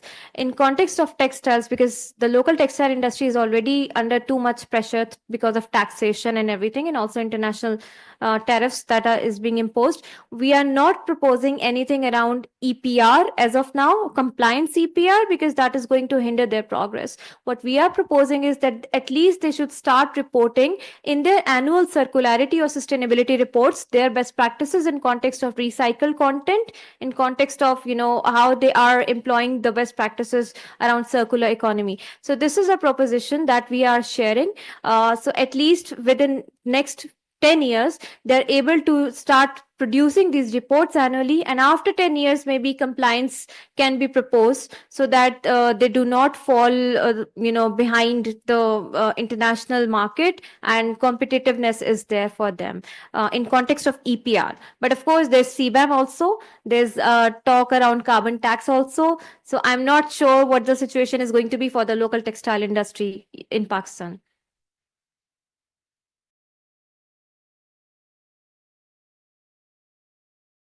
Do we have any other online comment, Hamza? Okay. So we have a comment from Zara Khan Durani, and she says that two aspects and would love your thoughts. One, when we speak of system change, should we also be thinking about behavioral shifts, especially within local contexts? In countries like Pakistan, we already produce a significant volume of clothing, and there's a visible culture, especially among the upper middle class and elites, of avoiding outfit repeats. I wonder if there is potential to better integrate locally produced clothing into circular models rather than focusing mainly on imports. Number two, on that note, given the scale of second-hand clothing imports and the challenges around textile waste flows from the global north, do you think we risk in reinforcing the fast fashion cycle? Should discouraging these imports be a stronger part of the circularity conversation? For Zara, for point number 2, I would like to request my the UNEP colleagues if they can share their intervention. Anyone, Claire, Beatrice, any other participant regarding point number 2 by Zara Khan Durani? Thank you, Zainab. I'm happy to come in. This is Jaya from UNEP. And this is a very important question, Zara, and thank you very much for raising this. Indeed, I think we are facing a problem globally regarding the rapidly rising amount of production of textiles, and equally also overconsumption. So overall, overconsumption and overproduction is a problem that we have to tackle globally, but also often when there is no visibility of what happens to the textiles that are discarded in the global north, there is a perception that all of it is reused or all of it is managed very responsibly. Whereas with this project, we have discovered that this is not very obvious and this is not very straightforward. The value chain with used textiles is often quite opaque. There is very little visibility until we go into the details to look at what is happening in different countries. Each country has a different model of managing used textiles. And so there is not necessarily a straightforward answer to say that it will definitely contribute to pollution or not in receiving countries. At the same time, definitely it's a reminder that if not carefully managed, they can indeed reinforce the fast fashion cycle. So the most important point is to raise awareness around what happens to the textiles that are discarded in the global north, and where this is not managed carefully, to put in place systems for quality controls, for traceability, and for accountability, both in exporting and importing countries, alongside the ongoing efforts to strengthen local reuse, repair, and recycling. So we would not necessarily advocate for a blanket discouragement per se, because there are countries that have innovative solutions to repurpose these materials. At the same time, given the resource implications of the textile industry globally, overconsumption and overproduction is something as an organization that we are working to reduce globally through consumer awareness, by working with producers, by working with the industry and private sector, as well as governments who can incentivize the same through policies. And I see my colleague Beatrice has also raised her hand. Beatrice, would you like to come in?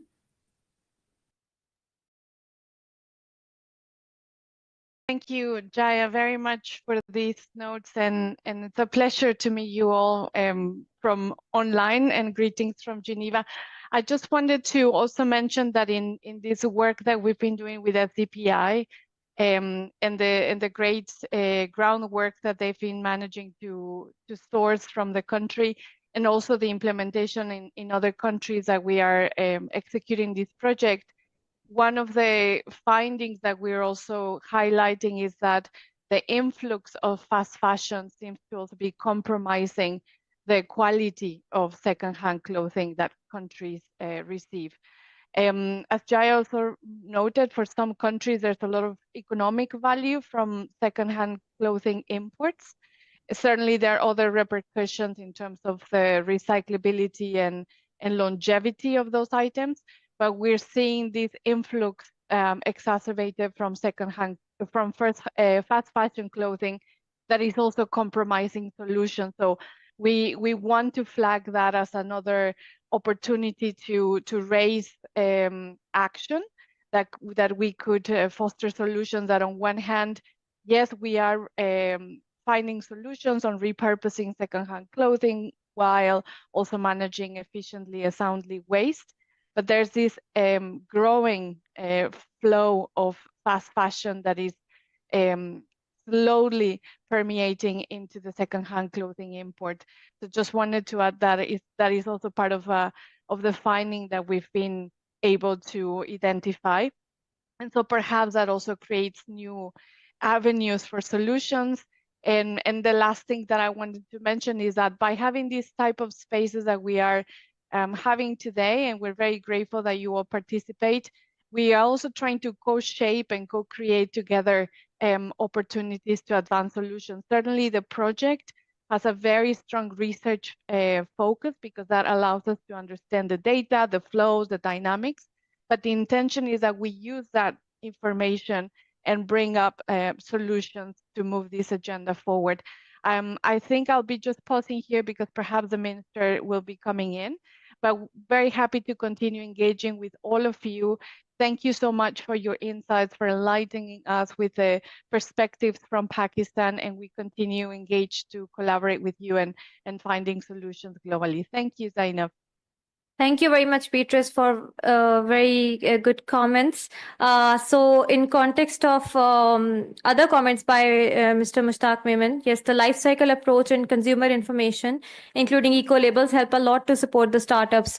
Definitely, sir. Interestingly, in one of our previous projects on plastic recycling, when we had to get data around LCA, we then got to realize that LCA is something that is not being practiced in Pakistan, unfortunately. And there's a lot of gap even within industries. People are unaware on how to conduct LCA, the life cycle assessment.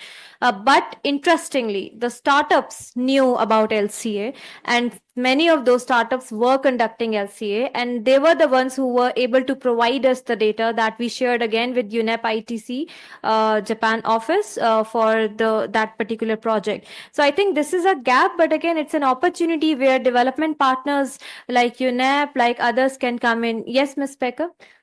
Sorry, just to say that the GIZ Textiles project will be organizing, is looking very closely now at circularity, and will also be conducting trainings on life cycle assessments for textiles.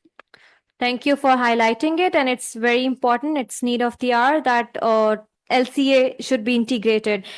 In context of your comment on UNEP also supports the green or sustainable procurement. The green procurement practices would help to reduce the challenges we still face with the second-hand or used textile garments. Yes, green procurement practices, it's very important, and we are also making these policy interventions and recommendations to the government of Pakistan in context of green procurement practices. If those are achieved at least first initially at public sector level, then definitely private sector will also get the encouragement in context of the green procurement practices. I was very much inspired by the work around eco labels when I visited Bangkok. I believe it was Professor Shabir Ghiwala. We had a discussion around eco labels, and that is the kind of work I really wish to see in Pakistan as well. I'm sure maybe some other time we can have a discussion around eco labels, because eco labels is the next big thing that we want to work on. So it's especially in context of circular economy, in context of plastics, in context of textiles, and in context of any other sector that where eco labeling should be introduced. We are very much in discussion with also PSQCA, that is the body that is supposed to develop the eco labels. We will be having consultations with them as well, especially something that we are proposing in the National Circular Economy Policy as well. For the consumer behavior, the important aspect is for the new but less expensive clothes, which are hardly used. Examples of online shopping show visible challenge in unsustainable consumption. Yes, fast fashion is a challenge. Unsustainable consumption practices is a big challenge, especially during COVID. The e-commerce platforms thrived. Online shopping practices were, we saw a huge boom in those practices. Even now, people prefer to shop online rather than visiting malls or shopping places. So I think this is a consumer practice that needs to be, I won't say that should be discouraged, but at least good practices should be encouraged in context of sustainable consumption. And for that, one of the key players we have are the social media influencers, because people follow social media influencers, and then they want to follow their trends, whatever they are showcasing. One trend gets famous on your TikTok and Instagram platform, you see all youngsters following the trends the very next week or within the same week, right? So I think social media influencers need to be more responsible in context of what they are promoting. Pre-loved clothing is something that they have started promoting, so I'm sure sustainable consumption practices also gets promoted by social media influencers. Even the local textile industry who are now hiring social media influencers, they should encourage them to promote more pre-loved and more recycled clothing items, so that the demand for recycled clothing item, it is also there within the domestic market. So thank you for sharing your comments, Sir Memon.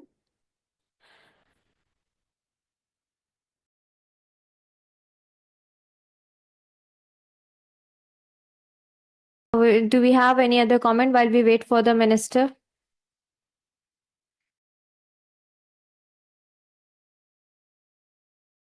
I don't want to hold you guys off the lunch. Right after his speech, we have lunch also. So please stay with us for the in-person participants. For the online participants, definitely if some of you join us next time in Pakistan, we'll be happy to offer lunch. Or maybe you can join us for virtual luncheon.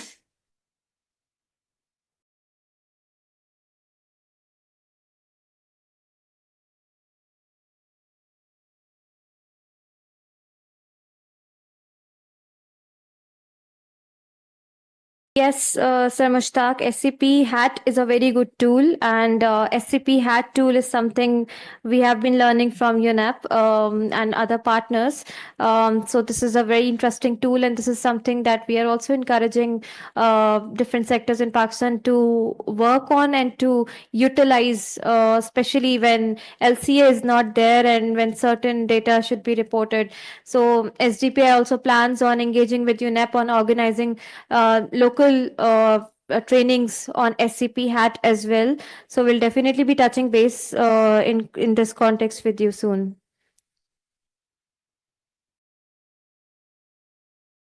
Zainab, is there any study how much emissions are being reduced as far as used second-hand clothing is being consumed? I haven't gone through any such study in context of used textile clothing from Pakistan, how much they are impacting on emission reduction, but definitely they have an impact. So that's a very good idea, Irtiza, indeed, on assessing the emission impact of used textile sector. So this is something that we should be exploring soon.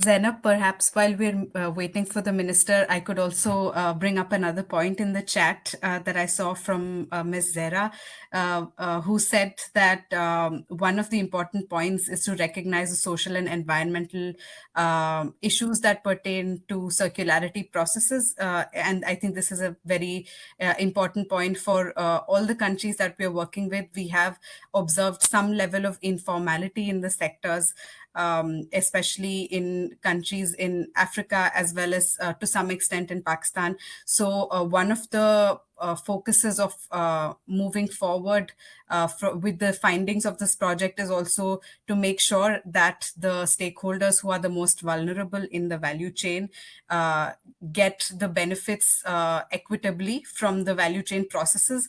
And one of the key steps to addressing this is to address the informality. So often the markets function in an informal manner, the operations function in an informal manner, which makes it a bit difficult to enforce environmental and labor standards. And by first increasing transparency of how the value chain works, having more data on what the flows are, how many people are engaged, what kind of employment standards and environmental standards are followed. We are also trying to address that aspect of the value chain of ensuring environmental and social justice through circularity. And definitely the disproportional impact on the global south because of these practices is something we're also taking into account and very mindful of. So thank you for raising that point, Ms. Zera. Back to you, Zainab.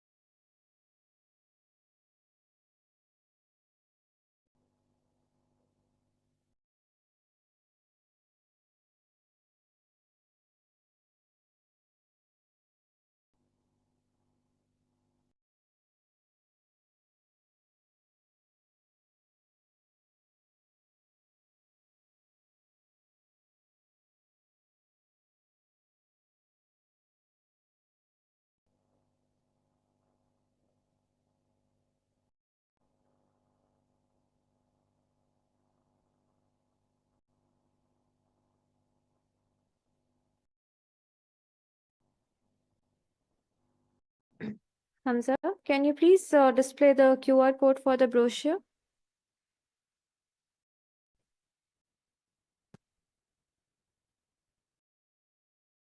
Anyone who would like to learn more about the project findings, they can please scan the QR code. And in case you have any questions in context of the project findings, please feel free to raise. Are?